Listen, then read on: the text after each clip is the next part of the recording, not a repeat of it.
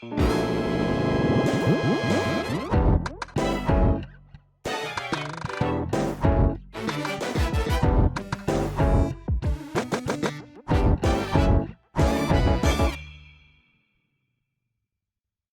さんこんばんは。フォーラム8プレゼンツ玉木のスポーツジャーナリズムの時間がやってまいりました。MC のスポーツライター小崎です。このチャンネルはスポーツ文化評論家玉木正之が送る既存メディアと異なる視点でスポーツの真の問題点を取り上げ考える番組です。コメンテーターの玉木正之さんです。よろしくお願いします。はい、どうぞよろしくおはい、願いします。お願いしま今日はこす。れから3回にはい、わたってはい、今年の日本の野球を振りはい、返ってみた振りいと返る。いうはい。ふうに思ってますが、なんかもうメジャーに全部持っていかれたというかね、まあそうワールドですね。シリーズの方がまあ面白かったというのもありいや、ますけれ面白い。どね。ねえ、小崎さん、日そう、本シリーズ見た？ほとんど見てないです。あ、本当に？まあまあ、小崎さんは専門がバレーボールの方だから、見てなかったから、スポーツライターとしてあいかんといの、う。ワールドシリーズは全部見ましたけど。うわーうわーうわーうわー、それは良くないというのは、僕はこの頃なんか知らんけど、非常に右翼チックになってきて、日本もっと頑張れっていう気持ちがすごく大きいんで、ワールドシリーズに持っていかれるのを非常に心の底では怒っております。そのくせですね、今年は高校でメジャーリーグに行く選手も出てきた森章太郎選手。すうん。ごいですね。はい。アメリカが9球団からオファーが来てアスレチックスに入りましたけど、うん。25歳未満なんで、まだメジャー契約はできないそうですが、それでも、176万500ドルですか。2億7300万円の契約というのうん、それははなかなないやつ。かでね、それはこれから喋っていただく3回連続の3回目に詳しく話したいと思います。はい。これからもうプロ野球飛ばしが始まるのかなと。いうよううん。なことを思っておりますが、メジャーリーグの方ばっかり中心になるという中で、今日は今年の日本野球を振り返っていきたいとはい。思って、ゲストの人に来てもらいました。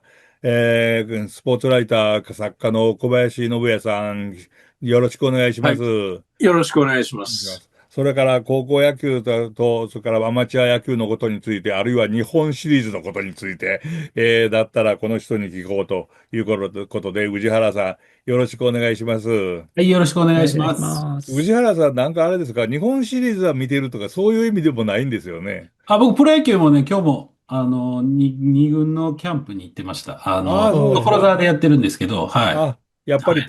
パリーグの方ですね。まあ、家から近いっていうのもあるんあ、ですけど、そうです。はい。別にセリーグを拒否してるとか、そういう意味ではないわけです。一番ね、取材させてくれるというか、ルールが、もうコロナ前に戻ってるのが西武ライオンズが一番なんですよ。ああ、なるほどね。ははい。なので、すごく自由に取材をさせていただけるので、はい。私も現場でどんどん取材してた頃には、パ・リーグ行くとほっとしましたね。ロッテとそうです。かね。はい。それから昔で言うなら阪急とかね。はい。言ったらもう、ウェルカムで、どんどん取材させてくれて、巨人のようにもうなんか鉄のカーテンがあるようなところではないなという感じがしましたけれども、でも西武ライオンズだけは嫌だったですね。いろいろいじめられましたね。昔は厳しかったですね。最近はそうでもないというふうにも聞いてますし、まあそんなところで野球いろいろありましたが、まず宇治原さんからお聞きします。はい。今年の高校野球、どうですか？何が印象に残ってますか？というより、高校野球良かったですか？悪かったですか？今年はどうなんでしょうか？よかった。まあ、よかったんじゃないですかね。ああ、そうですか。バットがだいぶ変わってあ、打球が飛ばなくなってって言っはい。て、ピッチャー優位にはなってきたんですけど、はい。まあ、良かった部分で言うと、この、すごいいいゲームがあったっていうのが一ああ、つ。なるほど。はい。あと、だいぶその野球界がこう効率化に迫ってきてですね、要はい。は何でもかんでも投げるっていうピッチャーだけじゃなくて、はい。データサイエンスっていうのが高校野球の中にも降りてきてですね、それうをこうしっかん。り採用して勝ったのが沖縄尚学だったっていうね、うん。そういうこう新しいところにも向き始めてるなっていうのは良かった点かなというふうに。なるほどね。まあ、小林さんはいかがですか？今年の野球、まあ、高校野球を中心というか、アマチュア野球中心に何か印象に残ったところはってありますか？まあ、変わりつつあるんだろうなというのはありますね。ああ、なるほでもど。僕にとって今年の高校野球は仕うん。事で言うと広陵高校に尽きるんで、うん。ああ、なるほど。あはい。の、その、まあ、ああいうことも含めて皆さはい。んが知るところになった、まあ、変わる前兆になればいいけれどもどうなんだろうというところですかね。なるほどね。今、広陵高校という話が出ました。甲子園に出場して1回戦が終わってから、いろいろ不祥事が発見されて、途中で、出場をやめるということになったんですが、最近もいろいろまた出てますね。集団万引き事件であるとか、いじめであるとかっていうのが出てきたんですけど、こういうことについては、小林さんどう思われてますか？うん、最近サッカーのね、はい。全国大会の、出場辞退とか、辞はい。退するところとしないところがあったりね。そうですね。うはい。ん。まあ、あれはよく見ると、その集団でやってたチームは辞退して、まあ、個うん。人の不祥事は、でない、チームとしては出ますよって、これ、まあはい。僕は合理的だなと思うんですけども、なるほど。どっちにしても、その、心身を鍛えてるはずの、うん。ね、スポーツ界スポーで、ツが。しかも全国のトップを争うというところで不祥事が起こるというのは一体スポーツをどういうふうにやってんだって、もうちょっうと本質ん。的に考えなきゃいけないんだけど、あんまり考えないですよね。うん。そっちの方じゃ進まないですよね。うん。本質的にせっかくスポーツをやっているんだから、そのスポーツ団体がどのようなことをやるのか、どのような指導をするのかと。私わざと今指導という言葉を使いましたけれども、マスメディアでは処分という言葉をすぐに使うので、私はもう絶対に使わないようにしてるんですけれどもね。これは、先ほどちらっと小林さん言われました。変わる前兆になっているというふうに判断されてますか？その広陵高校の事件やなんかは。いや、でももう、あれから3ヶ月ぐらい経って、はい。その後何も話題にならな何いし、もない。ほとぼりが冷めるのをみんなで待っていた的な感じですよね。うん。なるほどだかね。ら、変わらないんじゃないですかね。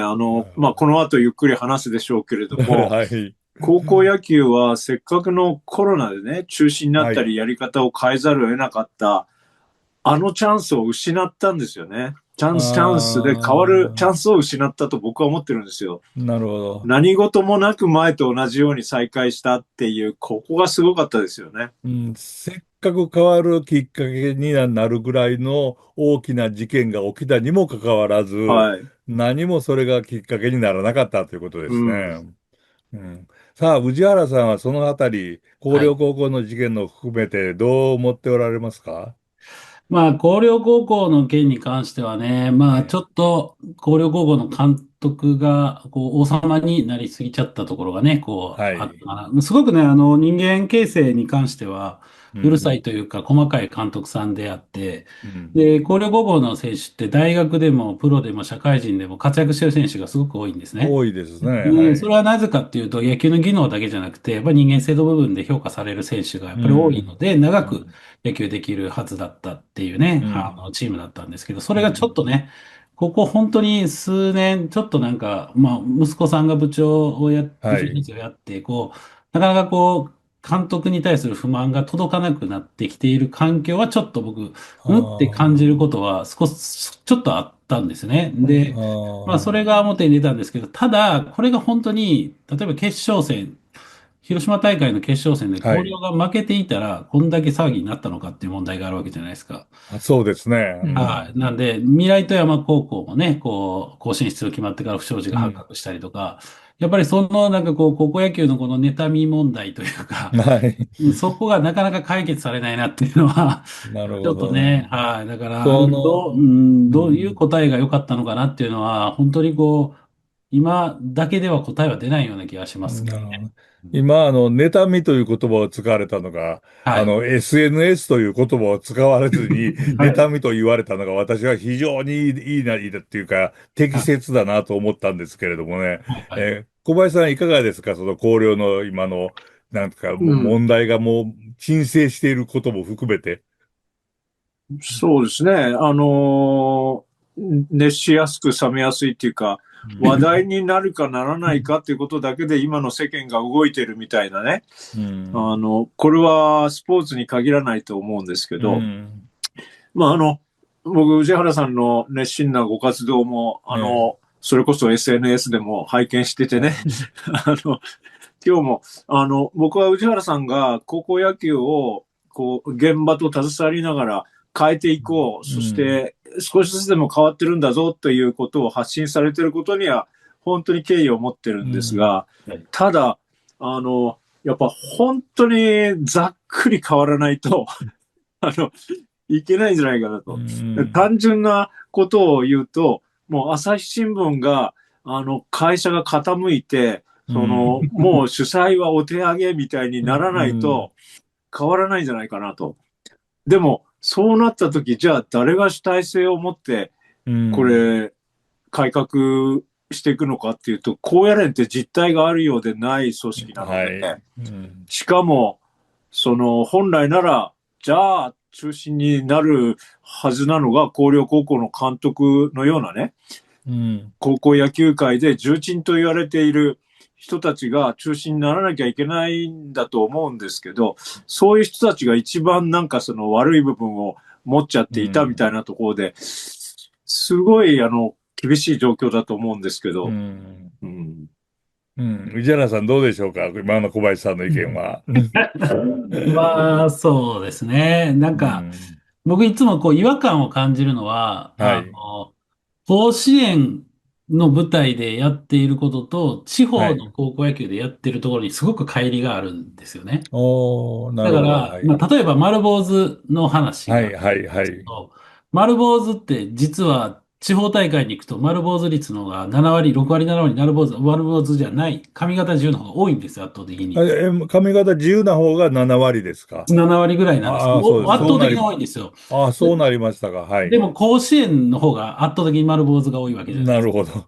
だからこういうことが結構多いんですよ。要は、甲子園はこうだとみんなが思っている部分と、実際の地方大会はもうだいぶ変わってきていて、こう、登板方に関する、こう、そういう選手起用に関しても、大会のシステムのやり方に関しても、だいぶ変わってきている、特に神奈川県なんかはいいと思うんですけど、変わってきている部分があるのに、甲子園はそうなってなくて、それが高校野球の全部みたいになってしまっているところが、ちょっと、僕としては、こう、なんか、ちょっと違うのになっていうのは、まずく感じられてる。そうそう、勝ってるのは甲子園に行ってる学校だから、結果、そこが甲子園の全てになっちゃってるんですけど、そういうこう変化自体は、まあ、あるっていうことですね。なるほど。今のご指摘はすごく興味深いなと思って、実際そう思うんですよ。ところがね、やっぱりそういうところは勝たないんですよ。そうなんです。つまり、これもう50年前になりますけど、僕が一応新潟県では強い方にいた立場としてね、弱いチームはあんなんだからダメなんだよっていうふうに見ちゃうわけですよ。そうですね。だから強いチームは、まあ、今わかるんだけど、間違ったプライドっていうか、間違ったその、しきたりみたいなものを、自負にしちゃってて、で、それが主流を占める限り、つまり、そういう学校がやっぱり甲子園に行っちゃう限り、なかなかそこの逆転が起こらないっていうのが、高校野球の現状だったと思うんですよね。まあ、わずかに慶応高校とかがね、ああいうことがあったんだけど、まあ、あれは慶応高校だからね、みたいなところで、本当の意味で、そういうところが強くなって、というか、ちゃんとそういう楽しい野球が、本当の意味で主流になればね、いいんですけど、どうなんですかね、そこは。今ちょっと小林さんにもう一回聞きたいんですが、間違ったことをやっているという学校の方が勝つのはなぜですか？なぜだと考えておられます？やっぱ圧倒的な量が違うんですよね。量って練習量ですか？練習量も違うし、人数。集め方も違うし。集め方、要するに選手の数。なるほど。だから、自由な野球だから勝てないっていうのではなくて、まあ僕が、まあ間違ったって言っちゃいましたけども、そうでない方がいいなという野球をやってるところは圧倒的な物量で、それを駆逐しちゃってるっていう。だから僕は今日宇治原さんにお話ししたいなと思ってたのは、僕やっぱり野球を見ない、キャンペーンをもうかなり数年になるとね。はい。高校野球を見ないかキャンペーンです、ね。まあ野球を見ないと言ってもいいぐらいですね。はい。そうするとね、やっぱり野球の熱狂の中にいると気づかなかったことが、なんであんなことが当たり前だと思ってたのかなと思うことが実はあるんですよ。これは僕もずっと見ない時間を過ごしてようやく気がついてくるんですけど、それって、まあ単純に言うとサッカーと比べると、サッカーってやっぱり試合が始まったら監督が何言ったって選手のもう自由というか選手の判断じゃないですか。はいはい、ところが野球はやっぱりいちいち監督の判断が、指示が使える競技だから、まあそこがやっぱりこう監督の指示に従う野球っていうのが変わらないんですよね。で、それは本当はそれを変えたいわけじゃないですか。すごくわかりやすく言うと、もう試合が始まったら選手に自由に判断させようよって。たったそれだけのことをやるだけで、さっき言った楽しい野球。まあ、そういうのは、まあ、髪を長くするというのもそうだし、いろんな判断を選手がやる野球っていうことが、ただいざこの今のトーナメント方式で連戦でやっていくシステムだと、やっぱり監督がいちいち指示してがんじがらめやったチームが勝っちゃうというね。まあそういう意味で僕は本質的になんか大会そのものを変えないと高校野球はなかなか変わんないのかなと思ってるんですよ。どうですか、宇治原さん。おっしゃる通りなんです。だから選手育成と甲子園で勝つっていうのが、こう、一緒じゃないじゃないですか。選手が育てば甲子園で勝てるわけじゃなくて、選手の個性を伸ばそうとしたら、それをまとめるのに時間がかかっちゃって間に合わないから、ある程度のところで、こう、個性をまあ無視して、もう勝つ方に行くんで、そっちが強いで、こっちが正しいになっちゃうっていうのが、現状としてやっぱあると思うんで、やっぱり、ピッチャーの将来を考えたら投げすぎはいけないから複数投手を作りましょうって作ってる間に試合負けてしまうわけですよ。なるほど。投手は起用は少ないでやった方がやっぱり勝つ確率はやっぱりリスクは減るんで、やっぱり上がる。でもそれって選手のためにどっちがなってますかって言ったら、やっぱりこっちが選手育成に絞ってる方が絶対いいはずなんですよね。それは必ずしも勝てるわけじゃないっていう。勝てるために時間がかかるんで、もうちょっと先まで勝負がね、3年じゃなくて5年とか6年だったらひょっとしたらいい勝負できるかもしれないですけど、まあ、2年半のスパンの中ではやっぱり勝利にね、こう、絞った方がいいと思う。いや、今育成とそのね、勝負は別だっておっしゃった、もうその通りだと思うんですけども、どうもでもね、選手自身も選手の親もそこの区別がついてないんですよ。で、つけにくいんですよ。なんでかというと甲子園があるから。やっぱり、いや、まあ、甲子園行かなくても、プロになればいいよ、メジャーリーガーになった方がいいよって、まだ思い切れないんですよね。やっぱり甲子園には行きたいんですよ。そうすると、どうしても甲子園に行けそうな学校に行きたいってなっちゃうんだけど、結果的に、まあ、山本由伸投手なんかはね、まあ、彼が行った学校は強い学校だから決して甲子園に遠いわけじゃないんだけど、結果的には甲子園に行ってません。行ってないけど、ワールドシリーズであんなことやっちゃいました。ああ、やっぱり高校3年間はまだまだ途中なんだねっていうふうに、みんなが冷静に気づけばいいんだけど、大谷翔平投手だって、高校3年の夏は甲子園に行ってない。行ってないからよかったんじゃないかって、プロの人は言うんだけど、でもやっぱり本人や親は、そうは言っても甲子園は行きたいよねっていうふうになっちゃうんですよね。そこのところはやっぱりもう、今の話では出なかったですけども、全国ネットと、それと新聞社、マスメディアとの力っていうのが、ね、かなり大きく働いてるように思いますね、宇治原さん。どうですか？そうですね。甲子園というものが、他の全国大会に比べても大きいと思うんですよね。インターハイとかに比べても。やっぱりなぜ全国大会ができたのかって考えると、やっぱり最初はね、こう、地区の対抗戦だったのが少しずつ県に上がり、それが全国になってきたと思うんですよね。で、みんな全国大会を目指すのは、要は自分たちがやってきたことの延長戦勝ったから、全国大会に行って、そこで力を試すだったのが、今はそうじゃなくて、全国大会甲子園に行くためには、勝つためにはこれしないといけない、あれしないといけない、というところから下ってきてるっていうところがあると思うんですよね。本来は自分たちでこう、上手くなろう、上手くなろう、チームとして強くなろうってなって、さあ、実力を試すぞっていうはずなのに、そうじゃなくて甲子園で勝つためにはこれやって、あれやって、あれやってっていうね。もう本当甲子園に支配されてるんです、みんなが。なるそういうほどね。状態になってるっていうのが現状だと思うんですよね。なるほどね。はい。小林さんと二人で作った本をまだはい。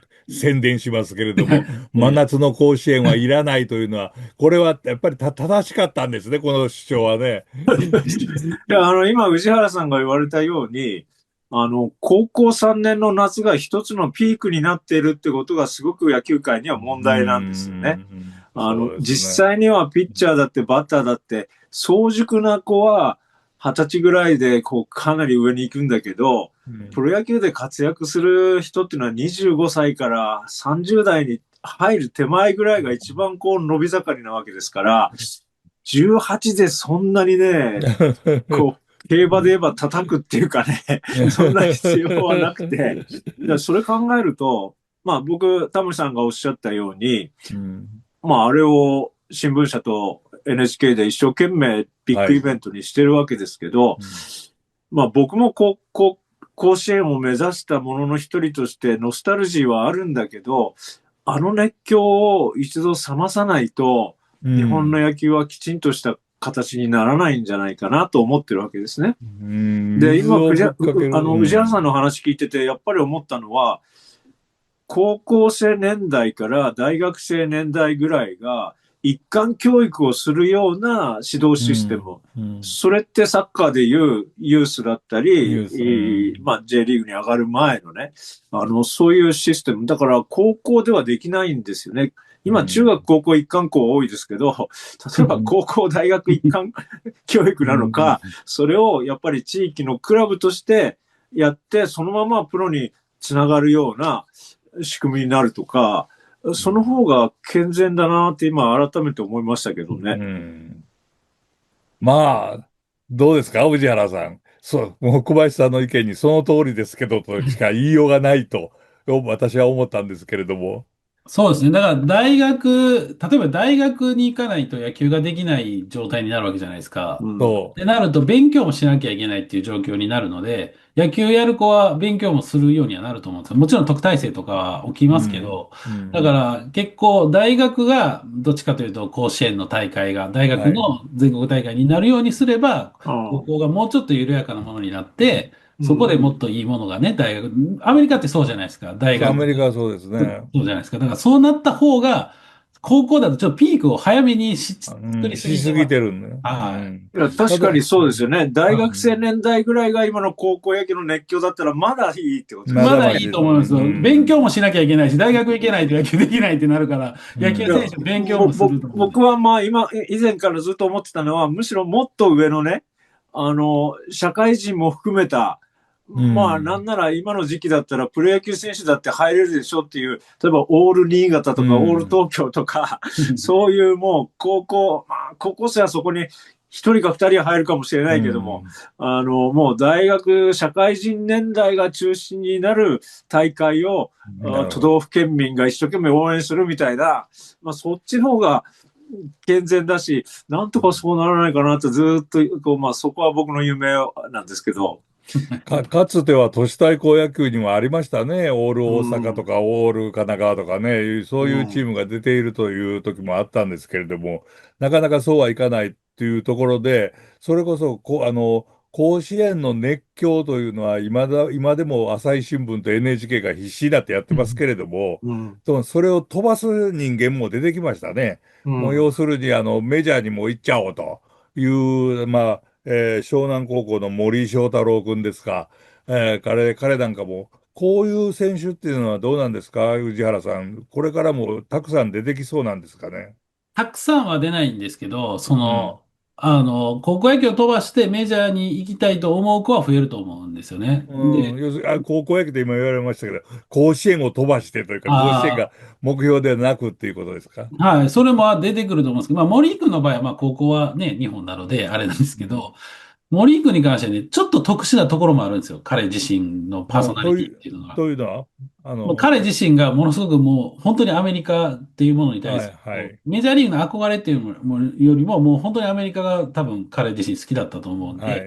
その SNS とかを使いながらね、そういうことをされてた。研究していたとかはい。ね。だからそういうのもあるので、あの子みたいな子がバンバン出るっていうのは、そんなに、そういう時代は来ると思いますけど、うん。このままほっとけばですよ。ほっとけばそういう時代が来ると思うんですけど、はい。そんなにこう、多いタイプではないと思います。ただ、それ、はい。はい、はい、はい、ただ、どうぞ。そういうこう、メジャーに行きたがる子は、まあ、増えるというか、まあ、これからも出てくると思いますね。それが甲子園大会の今のシステムを潰すようになるというまではいかないですか？そうですね。まだ高校野球の人気はね、出てですね。やっぱり朝日新聞と NHK ですか？そうです。どうですか、小林さん。直接言ってる今の宇治原さんのお話聞いてても、うん。やっぱり、勉強もできる子が割とそういう選択をしがちな気がするんですよ。はい、はい、はい。で、その子たちは、花から野球をやってるけど、甲子園に行けるような学校には行ってなかったりとかね。なるほど。あと、ちょっと話がそれるかもしれませんけど、さっき宇治原さんがアメリカでは勉強もしなきゃいけない、大学ではっておっしゃった、日本の大学では勉強しなくてもいいですよね、野球やってれば。で、そういうことがすごく本当は問題なのに、だから不祥事がなんで起こるかっていうのは、特に大学スポーツでは、要するにもう特待生で入って、授業まともに出なくても大丈夫で、みたいな、全部とは言いませんよ。で、野球は特にその傾向が強くて、僕常々思うんですけど、これは僕のデータがあるわけじゃないですけど、ラグビーの出身者って大企業の社長さんとか結構多いんですよね。はい。で、野球は少ないんですよ。で、サッカーはそこそこやっぱり自立していろんな起業したりする、元 J リーガーでもね、いろんなことやってる人いっぱいいるし、野球もいないとは言いませんけれども、特に野球界で成功したって言われてる人の中には少ないんですよね。で、それはやっぱり僕、今の子供のお母さん、まあお父さんも含めてかな、何やらせたらいいかねって思った時に、野球ってあんまり良くないんじゃないのと思っている親は、多分少しずつでも増えてると思うんですよ。それはやっぱり野球のシステムが甲子園に行きたいと勉強なんかしてる場合じゃないみたいなね。で、例えば佐々木麟太郎選手の話なんかのレポートの中でやっぱり一口にスタンフォードとか言うけども、小学生で奨学金もらって行ってる限り相当勉強しなきゃいけないっていう、ね、はい、そうです。日本はそんなことないわけで、その辺もやっぱり、まあ、日本もちょっと襟を正した方がいいんじゃないのっていう、それはすごくありますね。そこら辺まで来ると、むしろ文科省またでになってくるのかというような問題もあるんですけれどもね、僕はちょっと宇治原さんに聞きたかったのは、今、高校の無償化っていうのが言われてますよね、結構。この時に、特待生として、授業料免除で、引っ張られてきた、野球選手、高校の、これは、特でも何でもなくなるんですかね？どうなんですか？影響を受けますか？まあでも、もともとの私学の、そういう特待生は、まあ無償な状態なわけじゃないですか。そうですね。で、公立高校とかが無償化になってる、あるいはなるってなったって、でも、私学がそうだから、むしろ、ちょっと抑止力にはなるかもしれないけど、そんな極端にはならないんじゃないですかね。別にあんまり影響はない。はい、と思います。これ逆だったら別だと思うんですけど、逆というのはだから、私学が無償化にならなくて、公立だけ、公立だけ。そうなったら、まあ、また話は変わってくるのかな。ただ別に公立高校に全ていい施設と指導者が揃っているというわけではないので、なるほど。そこはやっぱりね、リスクがあるっていうか。笑い話ですけども、はい。時々県立で強いとこあるじゃないですか。ありますね。はい。で、それ見て私立の、監督がね、もう県立は全員特待生だからなって言って、まあ笑い話ですけど、ただ、玉木さんのご質問に答えるならば、スーパー S みたいなランクの子は、お小遣いが出たりしますから、さすがに、高校無償化になってもお小遣いまでは国は出してくれないと思うので。なるほど、なるほど。よくわかりましたです、事情が。